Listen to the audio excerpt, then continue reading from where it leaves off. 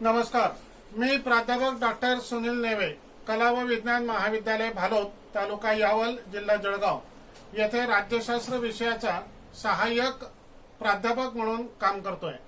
आज मी आपल्याला भारतीय संघराज्य, ज्याला आपण फेडरल स्टेट असं या ठिकाणी म्हणतो, त्याबद्दलची माहिती आपल्या समोर सादर करीत आहे। संघराज्य ही संकल्पना आपण आपल्या देशामध्ये या ठिकाणी स्वीकारली। कोणत्याही देशामध्ये संघराज्य जर अस्तित्वात यायचं असेल तर त्यासाठी 3 गोष्टींची आवश्यकता असते। पहिली गोष्ट की त्या देशाच्या राज्य घटना जी असते ती लिखित आणि परिदृढ स्वरूपाची असली पाहिजे। दुसरी महत्वाची गोष्ट की सत्तेचं विभाजन झालेलं असलं पाहिजे। आणि तिसरी महत्वाची गोष्ट की स्वतंत्र न्यायमंडळ असलं पाहिजे। या 3 गोष्टी ज्या देशाच्या राज्यघटनेमध्ये असतात त्या देशामध्ये संघराज्य अस्तित्वात आहे असं आपल्याला या ठिकाणी म्हणता येईल।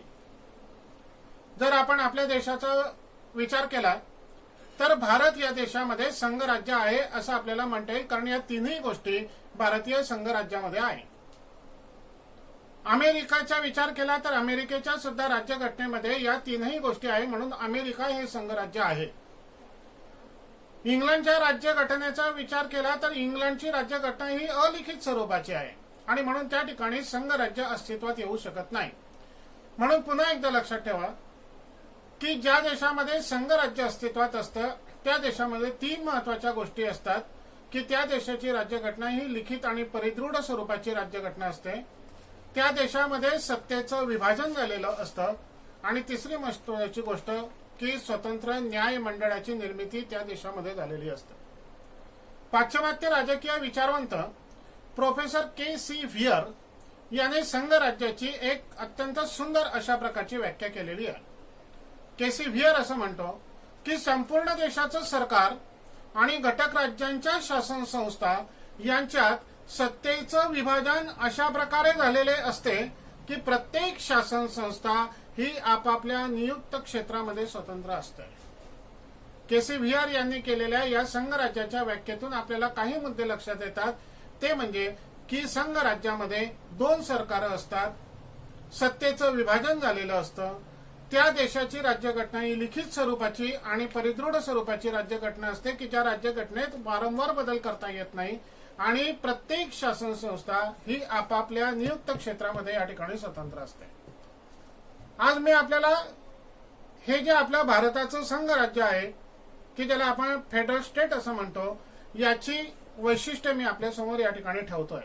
पहिलं वैशिष्ट्य की भारतीय संघराज्याचं आपल्याला सांगता येईल की राज्यघटनेमध्ये संघराज्य असा शब्दप्रयोग नाही। भारताच्या संघराज्याचं हे महत्वाचं वैशिष्ट्य आहे की भारत जरी संघराज्य असलं तरी राज्यघटनेमध्ये संघराज्य असा शब्दप्रयोग कुठेही नाही। भारतीय राज्यघटनेमध्ये असं लिहिलेलं आहे की भारत हा राज्यांचा एक संघ होईल। डॉक्टर बाबासाहेब आंबेडकर की ज्यांना आम्ही भारतीय राज्यघटनेचे शिल्पकार म्हणतो, ते असं म्हणतात की मूलतः एकात्म असलेल्या संपूर्ण भारताचे विभाजन करण्यात येऊन प्रत्येक विभागाला सरकार प्राप्त झालेले आहे। कोणतंही राज्य फुटून बाहेर पडता येणार नाही आणि म्हणून भारतीय संघराज्याचं पहिलं वैशिष्ट्य आहे की जरी राज्यघटनेमध्ये संघराज्य असा शब्दप्रयोग नसला तरी भारत हे संघराज्य आहे असं आपल्याला या ठिकाणी म्हणता येईल। दुसरं वैशिष्ट्य आपल्याला भारतीय संघराज्याचं सांगता येईल की सत्ता विभाजन 3 सूचींमध्ये केलेलं आहे। भारतीय राज्यघटनेचं 7व्या परिशिष्टामध्ये सत्ता विभाजनाच्या संदर्भामध्ये महत्वाची नोंद केलेली आहे। 3 प्रकारच्या सूची केलेल्या आहेत। पहिली सूची आहे केंद्र सूची। केंद्र सूचीमध्ये एकूण 97 विषय आहेत की या संदर्भामध्ये कायदा करण्याचा अधिकार केंद्राला आहे। राज्य सूचीमध्ये 66 विषय आहेत, या संदर्भामध्ये कायदा करण्याचा अधिकार राज्य सरकारला आहे। आणि सामुदायिक सूचीमध्ये 47 विषय आहेत की या संदर्भामध्ये कायदा करण्याचा अधिकार हा दोन्ही सरकारांना या ठिकाणी दिलेला आहे। तिसरं महत्वाचं वैशिष्ट्य भारतीय संघराज्याचं आपल्याला सांगता येईल ते म्हणजे स्वतंत्र अधिकार संपन्न न्यायमंडळ। भारत या देशामध्ये संघराज्य अस्तित्वात आहे आणि आपल्या देशामध्ये स्वतंत्र अधिकार संपन्न न्यायमंडळ आहे। या देशामध्ये एका राज्याविरुद्ध दुसरं राज्य यांच्यामध्ये जर काही न्यायालयीन वाद निर्माण झाला तर या ठिकाणी न्याय हा निरपेक्ष आणि निर्भीडपणे मिळावा म्हणून स्वतंत्र अधिकार संपन्न न्यायमंडळ केलेलं आहे। एक घटक राज्य आणि केंद्र सरकार यांच्यामध्ये काही न्यायालयीन वादविवाद निर्माण झाले तर त्या ठिकाणी न्याय व्यवस्थित मिळाला पाहिजे, तो निरपेक्ष असला पाहिजे, म्हणून स्वतंत्र अधिकार संपन्न न्याय मंडळ या ठिकाणी आपण निर्माण केलेलं आहे. आणि म्हणून हे एक महत्वाचं वैशिष्ट्य आपल्याला भारतीय संघराज्याचं या ठिकाणी सांगता येईल. चौथं वैशिष्ट्य भारतीय संघराज्याचं ते म्हणजे लिखित आणि ताठर स्वरूपाची राज्यघटना. भारताची राज्यघटना ही लिखित आहे, ती एका कागदावर लिहून ठेवलेली आहे आणि ताठर स्वरूपाची सुद्धा आहे की घटनेमध्ये वारंवार बदल करता येत नाही.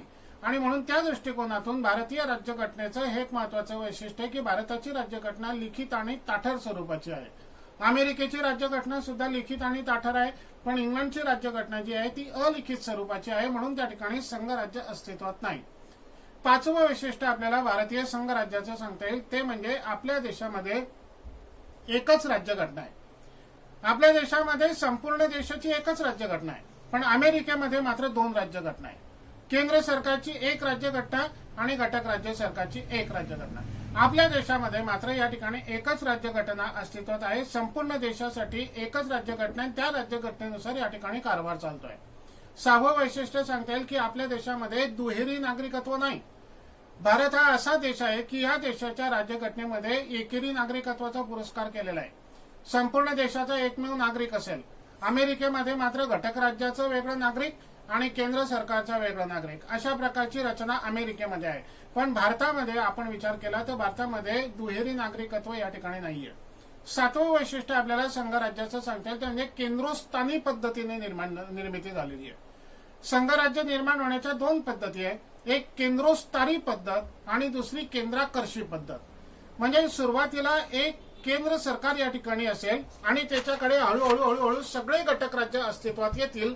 ही जी पद्धत आहे तर त्या पद्धतीला केंद्राकर्षी अशा प्रकारचं या ठिकाणी आपल्याला म्हणता येईल. अमेरिकेमध्ये केंद्राकर्षी पद्धतीने संघराज्य निर्माण झालेलं आहे. पूर्वी अमेरिका एक देशाची पूर्ण या ठिकाणी व्यवस्था होती. त्यानंतर 13 नवीन घटक राज्य या ठिकाणी अस्तित्वात आली. ही सगळी 13 घटक राज्य एकत्र केंद्राकडे आकर्षिली गेली, केंद्राकर्षी.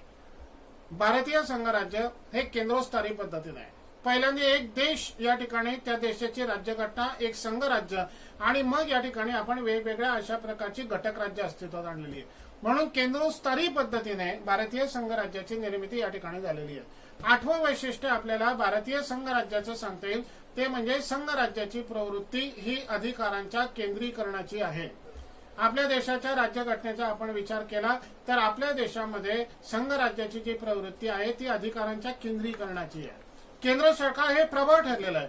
घटक राज्य सरकारना त्या मानाने दुय्यम स्थान आहे. सगळेच्या सगळे या ठिकाणी अधिकार हे केंद्र सरकारकडे एकवटलेले आहे. राज्यपालांच्या मार्फत घटक राज्यांवर नियंत्रण ठेवण्याचं काम हे राज्यपाल या ठिकाणी करतोय. आणि राज्यपाल जो आहे तर हा राज्यपाल म्हणजे राष्ट्रपतींचा एक दूत या ठिकाणी असतो आणि म्हणून केंद्र सरकारच्या माध्यमातून या ठिकाणी अधिकारांवर नियंत्रण ठेवण्याचं काम तो या ठिकाणी करत असतो. आणि म्हणून त्या दृष्टिकोनातून केंद्र सरकार हे प्रबळ ठरलेले असं आपल्याला म्हणता येईल. 11वं वैशिष्ट्य भारतीय संघराज्याचं आपल्याला सांगता येईल ते म्हणजे संसदीय अधिकार आहे. आपल्या देशामध्ये संसद घटक राज्यांच्या प्रदेशामध्ये बदल करू शकते. आपल्या देशातील संसद नवीन घटक राज्यांची निर्मिती करू शकते. आपल्या देशातील संसद हे असलेलं घटक राज्य नष्ट करू शकते आणि असलेलं आपल्या देशातली संसद हे घटक राज्याचे क्षेत्र कमी अधिक करू शकते. आणि म्हणून संसदीय अधिकार संघराज्याच्या संदर्भामध्ये या ठिकाणी मोठ्या प्रमाणामध्ये मिळालेले आपल्याला या ठिकाणी सांगता येईल.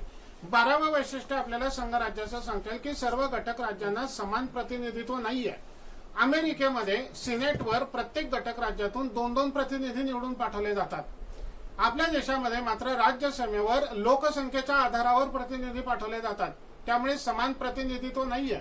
उदाहरणार्थ द्यायचं झालं तर महाराष्ट्रामधून राज्यसभेवर 19 सदस्य निवडले जातात आणि गुजरातमधून 11 सदस्य राज्यसभेवर या ठिकाणी निवडले जातात. आणि म्हणून त्या दृष्टिकोनातून हे संघराज्याचं वैशिष्ट्य आहे की सर्व घटक राज्यांना समान प्रतिनिधित्व नाही.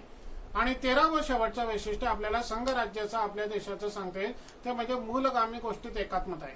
आपल्या देशामध्ये संसदीय स्वरूपाचं सरकार आहे, एकात्म न्यायपालिका आहे, दिवाणी आणि फौजदारी हे जे काही कायदे आहेत ते सुद्धा एकच प्रकारचे आहेत आणि म्हणून मूलगामी काही गोष्टींमध्ये एकात्मता या ठिकाणी निर्माण झालेले हे आपल्याला भारतीय संघराज्याचं वैशिष्ट्य सांगते। अशा प्रकारे एकूण 13 वैशिष्ट्य भारतीय संघराज्याचे आपल्याला या ठिकाणी सांगते। म्हणून आपल्याला पुन्हा एकदा एवढंच सांगतो की भारताच्या राज्यघटनेमध्ये संघराज्य असा शब्दप्रयोग कोठेही नाही, पण तरीही भारत हे संघराज्य आहे।